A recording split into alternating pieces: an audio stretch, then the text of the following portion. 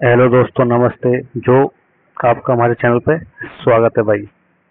देखिए, जो बच्चे एसएससी की तैयारी कर रहे हैं उनके लिए सामान्य अध्ययन पढ़ना बहुत जरूरी है। जो प्रीवियस ईयर जीके जीएस आए ना, वो नहीं पढ़ोगे तो भाई सिलेक्शन नहीं हो पाएगा। एसएससी एमटीएस में सिलेक्शन लेना है तो बहुत ज़्यादा मोस्ट हो जाता है। तो हम कर रहे हैं प्रीवियस ईयर क्वेश्चन। देखो, सीएचएसएल फर्स्ट शिफ्ट में आया था 2020 में। ये पहला क्वेश्चन देख लेते हैं। ये इसमें पूछ रहा है कि जो सिंधु नदी है ना, जो सिंधु नदी जा रही है, तो सिंधु नदी के किनारे पर कौन कौन से शहर स्थित हैं।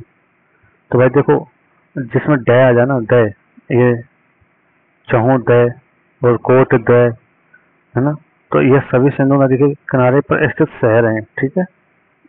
और रो पर ड आ रहा है इसमें, ना कि द, तो रो पर आ जाएगा सतलज।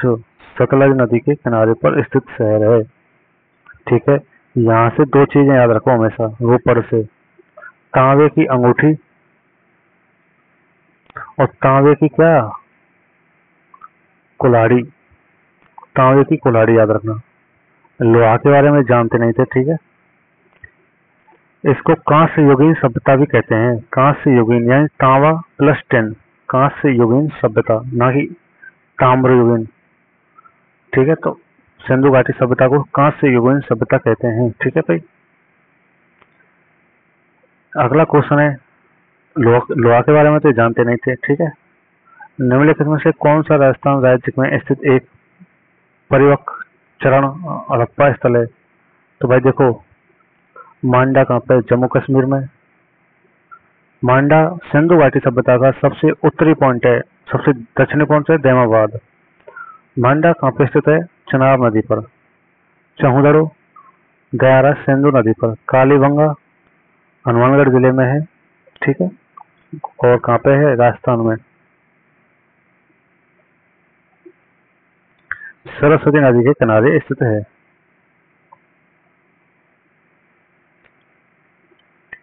अगला क्वेश्चन यह है कि निम्नलिखित में से किस हड़प्पा कालीन स्थल से जुताई वाले क्षेत्र के साक्ष्य मिले हैं। तो जुताई वाले क्षेत्र से, भाई जुताई वाला क्षेत्र, भाई देखो, कालीबंगा जो है ना, कालीबंगा, सिंधु घाटी सभ्यता एक नगरीय सभ्यता थी, ना कि ग्रामीण। जबकि ऋग्वैदिक सभ्यता थी वो ग्रामीण सभ्यता थी, ध्यान रखना। सिंधु घाटी सभ्यता शहर पाए गए थे उसमें, हड़प्पा, रोपड़, लोथल, मोहनजोदारो, मेहरगढ़। ठीक है। बनावली, बनावली हिसार जिले में, हरियाणा में स्थित है। ठीक है। और इस कालीबंगा ये शहर थे, तो इसलिए सिंधु घाटी सभ्यता को शहरीय सभ्यता भी कहते हैं, नगरीय सभ्यता भी कहते हैं। तो कालीबंगा में जुताई के मिले हैं साक्ष्य। जैसे नगर हैं मोहनजोदाड़ो, हड़प्पा, गणवारी वाला, धौलावीरा, राखीगढ़ी, राखीगढ़ी। ठीक है। और कालीबंगा।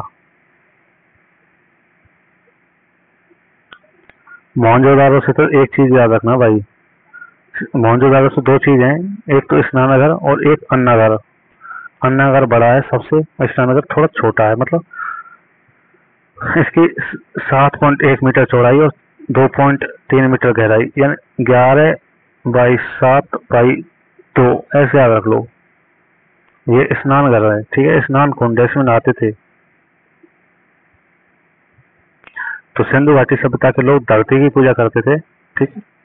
जैसे आज भी हिंदू धर्म में होती है धरती की पूजा, वैसे ही है। पंच तत्व की पूजा हिंदू धर्म में ही होती है आज, अगर देखा जाए तो। जो हिंदू धर्म के लोग हैं ना, वो ही पंच तत्व की पूजा करते हैं, नहीं तो यहाँ की बुद्धिस्ट लोग कोई नहीं करता है भाई। श्रीलंका के बुद्धिस्ट हों, जापान के, थाईलैंड के, कोई भी पंच तत्व की पूजा नहीं करता। केवल पंच तत्व में पूजा होती है। किसकी पूजा होती है? केवल हिंदू धर्म में। जैसे पेड़ की पूजा आपने देखा होगा, पीपल, बरगद और उनकी पूजा होती है मंदिरों में। और केला के पेड़ है। ठीक है। और खदम का पेड़ है, ऐसे कुछ, तुलसी का पेड़ है, इसकी इनकी पूजा होती है। जैसे 5-7 पेड़ तो मैंने गिना दिया आपको। और गन्ने की पूजा होती है, गन्ने की पूजा होती है दिवाली के टाइम पे। और भी बताता हूँ। और नदियों की पूजा होती है भाई, पानी की पूजा, यानी पंच तत्व जो हैं उनकी पूजा होती है, और एनर्जी की पूजा होती है। जैसे सूर्य देवता के रूप में जल चढ़ाए जाते हैं, जल, ठीक है। और खाने की पूजा तो होती है भाई, खाना भोग लगाते हैं। और धरती माँ की पूजा होती है। आपने देखा होगी गांव में सुबह सुबह जब लोग खड़े होते हैं ना, तो धरती माँ को प्रणाम करते हैं वो, ठीक है। तो ये हिंदू धर्म के लोग होते हैं जो आज भी इस चीज को निभाते आ रहे हैं। या फिर ऐसा कह सकते हैं कि वो निभाते थे, हिंदुओं ने अडॉप्ट कर ली, ऐसे भी कह सकते हैं, ठीक है। इसी देश की मिट्टी के कल्चर को हिंदुओं ने अडॉप्ट कर लिया, गोद ले लिया, ठीक है, ऐसे भी कह सकते हैं। अगला क्वेश्चन देखो भाई, और कोई नहीं करता, ध्यान रखना, ना बुद्धिस्ट लोग करते हैं, ना जैनी पीपल्स करते हैं। जैनियों में थोड़ा वही हिंदू कल्चर है, ये लगभग सभी, ठीक है। अगर कुछ यदि हम दिगंबर को छोड़ दें तो श्वेतांबरों में तो लगभग वही परंपरा है ऐसी।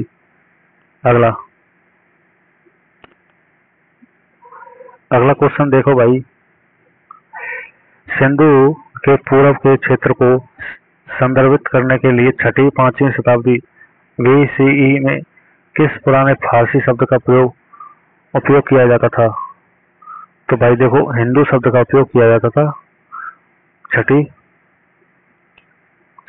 और 5वीं शताब्दी में, ठीक है भाई। फारसी लोग सिंधु के बजाय हिंदू कहते थे उसको। जो फारस के लोग थे ना, ईरान के, जो आज मुस्लिम बन चुके हैं, क्रिश्चियन कन्वर्ट हो गए हैं, मुसलमानों में कन्वर्ट करा लिया उनको। वैसे ही जैसे ये सिंधु नदी थी, यहाँ पर लोग रहते थे, शहर बसे हुए थे, तो फारस यहाँ पे ही तो था। यहाँ के लोग इस शब्द को शह नहीं बोल पाते थे, सिंधु लोग, फारस के लोग शहर के बजाय है बोलते थे, तो सिंधु नदी को बोल देते हिंदू नदी, ठीक है। तो अब यहाँ पे सभी रहने वाले भी हिंदू कहलाए, फिर यहाँ सब एक पूरा कॉन्टिनेंट ही हिंदू कॉन्टिनेंट कहलाने लगा, ठीक है भाई। फिर बाद में मुसलमान आए, फिर हिंदुओं को पता ही नहीं होता था कि भाई कन्वर्ट हो भी जाते हैं, ऐसे कन्वर्ट होते हैं नहीं होते हैं, क्या चक्कर है, अपने धर्म का ही ज्ञान नहीं होता हिंदुओं को, तो कोई मतलब नहीं होता है। और अगला, किस हिसाब से साकार निराकार, किस हिसाब से लॉजिक होते हैं। अगला देखो भाई, तो फारस के लोग सिंधु को हिंदू कहते थे, ये याद रखना। अगला क्वेश्चन है, वैदिक सभ्यता पर हम आते हैं। वैदिक सभ्यता